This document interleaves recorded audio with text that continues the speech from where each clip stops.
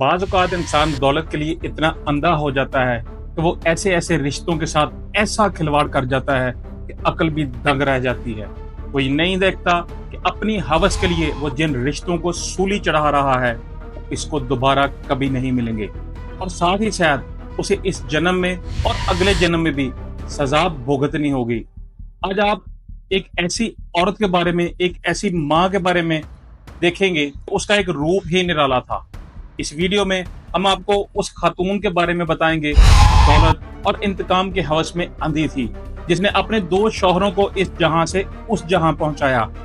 कहते हैं कि औलाद को बचाने के लिए माँ दुनिया की हर ताकत से लग जाती है, टकरा जाती है, मगर ये औरत इन माओं में से नहीं थी, क्योंकि वो अपनी ही बेटी को अपने शौहर की जिंदगी खत्म करने के इल्जाम में गिरफ्तार करवाना चाहती थी।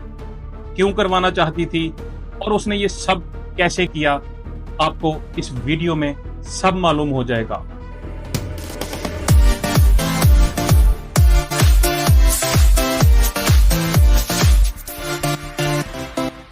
इसका नाम स्टेसी है, जिसको उस शख्स से प्यार हो जाता है, लेकिन बदकिस्मती की बात कि शादी के 1 साल बाद उस शख्स को दिल का दौरा पड़ता है और वो उस जहां चला जाता है जहां से कोई वापस नहीं आएगा। शादी के 1 साल बाद ही शौहर का इंतकाल कर जाना एक खातून के लिए किसी बड़े सदमे से कम नहीं होता, मगर स्टेसी के लिए ये इतनी सीरियस बात नहीं थी और वो कुछ अरसे बाद एक और शख्स से शादी कर लेती है जिसका नाम डेविड है। उसकी मोहब्बत में गिरफ्तार तो हो जाती है, उसके साथ शादी भी कर लेती है, लेकिन आगे जाके मामला कुछ और ही होते हैं। लग ऐसे रहा होता है कि स्टेसी और डेविड दोनों बहुत खुश हैं, लेकिन ये खुशफहमी थी क्योंकि कुछ अरसा बाद उन दोनों की आपस में किसी बात पर टसल हो जाती है। ये लड़ाई तकरीबन 7 घंटे तक जारी रहती है, यानी ये दोनों वक्फे से आपस में लड़ते झगड़ते रहते हैं, जिसकी वजह से डेविड खुद को चंद मशरूबात की बोतलों के साथ कमरे में बंद कर लेता है, जहां वो किसी से मिलना नहीं चाहता। स्टेसी भी अपने बच्चों को लेकर वहां से चली जाती है ताकि डेविड का गुस्सा ठंडा हो सके। 3 दिन गुजर जाने के बाद जब स्टेसी को डेविड की तरफ से किसी किस्म की कोई इतला या कॉल नहीं आती तो उसको फिक्रनाक होती है। वो फौरी तौर पर पुलिस से राब्ता करती है ताकि पुलिस की मदद हासिल की जा सके कि डेविड के साथ हुआ क्या है। वो पुलिस को बताती है कि उसे उसके शौहर की बहुत फिक्र हो रही है, जिसकी तरफ से किसी भी किस्म की कोई इत्तला मौसूल नहीं हुई और 3 दिन हो चुके हैं। पुलिस उसको खुद को काबू रखने का कहती है और साथ ही कहा जाता है कि पुलिस वहां पे जाके उसके शौहर की खैरियत दरियाफ्त करेगी।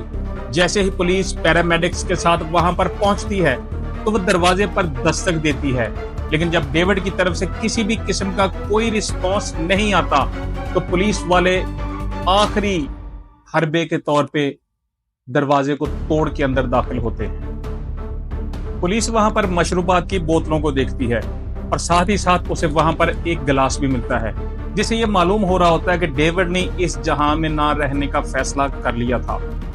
मालूम करने पर स्टेसी पुलिस को बताती है कि हाँ, डेविड परेशान तो था। जाहिरन ये केस बिल्कुल वाज़े नजर आ रहा था, यानी कि ओपन एंड शट केस, कि डेविड ने अपने हाथों से अपनी किस्मत का फैसला किया, लेकिन असल में ये ऐसा नहीं था। डेविड ने दुनिया से जाने से पहले जो वसीयत लिखी उसके मुताबिक उसने अपनी तमाम जायदाद स्टेसी और उसकी जो बेटियां थीं उनके नाम कर दी, लेकिन उसने ये लफ्ज भी नहीं लिखा कि जो उसका बेटा है पहली बीवी से, बायोलॉजिकल जो बेटा है, उसको भी जायदाद में से वो कुछ दे के जा रहा है। डेविड की वसीयत थी ही हैरान कर देने वाली, जिसकी वजह से पुलिस अफसरान का माथा ठनका और पुलिस ने इस केस को खुदकुशी की बजाय एक सोची समझी साजिश के तहत किया जाने वाला इकदाम समझा और इसको इस पैटर्न पे इन्वेस्टिगेट करना शुरू कर दिया। तफ्तीश करने वाले अफसरान में एक ऑफिसर ऐसा भी था, आप इस ऑफिसर को स्मिथ कह सकते हैं, जो ये समझता था कि इस वकूआ के पीछे स्टेसी ही है और उसने ही अपने खामंद को जहर दिया। अपनी तफ्तीश को आगे बढ़ाने के लिए स्मिथ इस बात का फैसला करता है कि वो स्टेसी के पहले खामंद के साथ बातचीत करेगा, मगर उसे ये बात मालूम नहीं थी कि उसका पहला खामंद शादी के 1 साल बाद ही वफात पा गया था। इस बात ने स्मिथ को मजीद चौंका दिया और उसने अदालत में एक पिटीशन फाइल की कि वो स्टेसी के साबका खामन की कब्र कुशाई करवाना चाहता है। उसको पिटीशन दायर किए हुए 2 साल गुजर गए, मगर अदालत की तरफ से कोई जवाब ना आया। मगर एक दिन अचानक स्मिथ को मालूम होता है कि अदालत ने कब्र कुशाई की इजाजत दे दी है। जब स्टेसी के पहले खामन की ऑटोप्सी रिपोर्ट आती है तो स्मिथ ये जान के हैरान रह जाता है कि उसकी बॉडी में क्रिस्टल्स पाए गए थे, यानी कि उसको एंटी फ्रीज जहर दिया गया था। इस रिपोर्ट के बाद स्मिथ स्टेसी को सवालों जवाब के लिए तलब करता है। जब स्टेसी से सवालों जवाब के बाद स्मिथ को कोई सुराग नहीं मिलता तो वो फैसला करता है कि उसकी बेटी के साथ राब्ता करके उससे कुछ मालूमात हासिल करे। स्टेसी की बेटी ने कुछ अरसा कबल कॉलेज जाना शुरू किया था। बेटी को बताया जाता है स्मिथ की जानिब से कि उसके वालिद की मौत हार्ट अटैक से नहीं हुई थी, बल्कि उसको एंटी फ्रीज पॉइजन दिया गया था। स्मिथ की जानिब से किया जाने वाला ये इंकशाफ स्टेसी की बेटी पे बिजली बन के गिरता है। वह हैरानगी में कहती है कि क्या उसके वालिद को जहर दिया गया था। वो फौरी तौर पे अपनी माँ यानी स्टेसी को कॉल मिलाती है।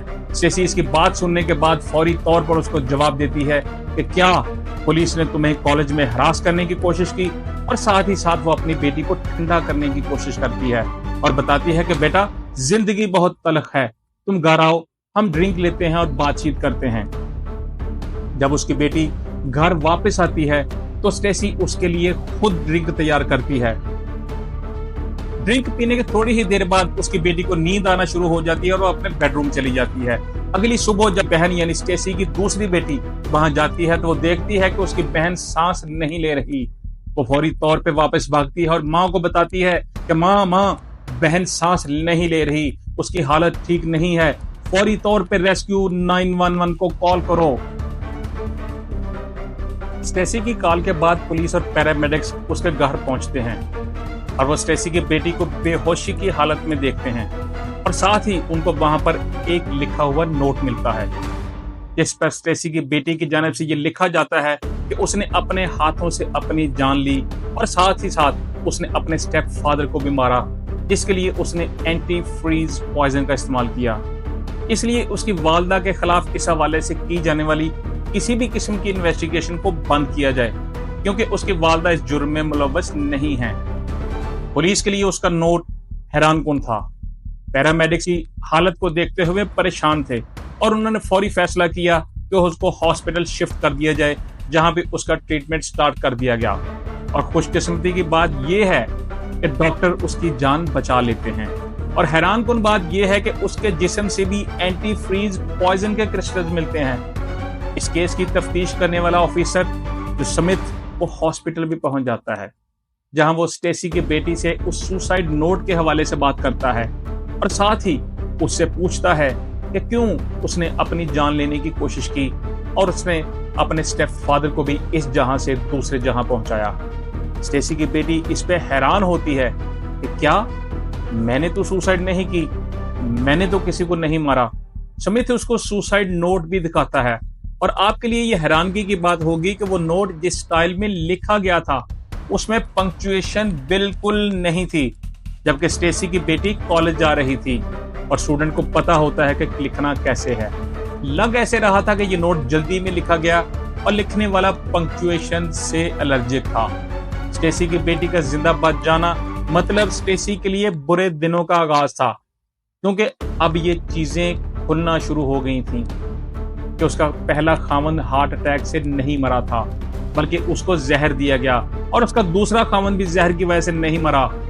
और इन दोनों जुर्मों को छुपाने के लिए स्टेसी ने बड़ी महारत के साथ अपनी बेटी को भी ड्रिंक बना के दिया और उसे भी वही एंटी फ्रीज पॉइजन दिया और साथ ही साथ एक सुसाइड नोट भी लिख दिया, ताकि जो दोनों वाकया थे इसकी जिम्मेदारी उसकी बेटी भी डाली जा सके और स्टेसी तमाम जराइम से छुटकारा हासिल कर सके। लेकिन कुदरत को कुछ और ही मंजूर था। दौरान तफ्तीश पुलिस के इल्म में आता है कि डेविड के कमरे से जो गिलास मिला था उस पे स्टेसी के फिंगरप्रिंट्स मौजूद थे और साथ ही पुलिस जब स्टेसी के कंप्यूटर का मुआयना करती है तो वहां से उसको जाली सुसाइड नोट के मुख्तलिफ नमूने मिलते हैं। पुलिस स्टेसी को गिरफ्तार कर लेती है क्योंकि अब कोई वजह नहीं बची थी जिसका सहारा लेके स्टेसी खुद को बचा सकती या पुलिस पे कोई इल्जाम लगा सकती। ये है स्टेसी की तस्वीर। पुलिस स्टेसी पर डेविड को खत्म करने और अपनी बेटी को भी खत्म करने की कोशिश के इल्जाम आयद करती है, मगर पुलिस के पास इस बात का सबूत नहीं है कि उसने ही अपने पहले खामन को इस दुनिया से रुखसत किया था। पुलिस चार्जशीट की रोशनी में अदालत स्टेसी को 51 साल जेल की सजा सुनाती है, मगर स्टेसी 7 साल सजा के बाद ही जेल में हार्ट अटैक के बायस इंतकाल कर जाती है। तो देखा दोस्तों, बुरे कामों का बुरा नतीजा होता है। ना उसने अपने खामन को छोड़ा और ना ही उसकी ममता जागी कि वो अपने ही हाथों से अपनी बेटी को हलाक कर ही है। उस बेटी को जिसको वो खुद इस दुनिया में लेके आई, उसको सिर्फ अपना जुर्म छुपाने के लिए वो इस दुनिया से रुखसत कर रही है।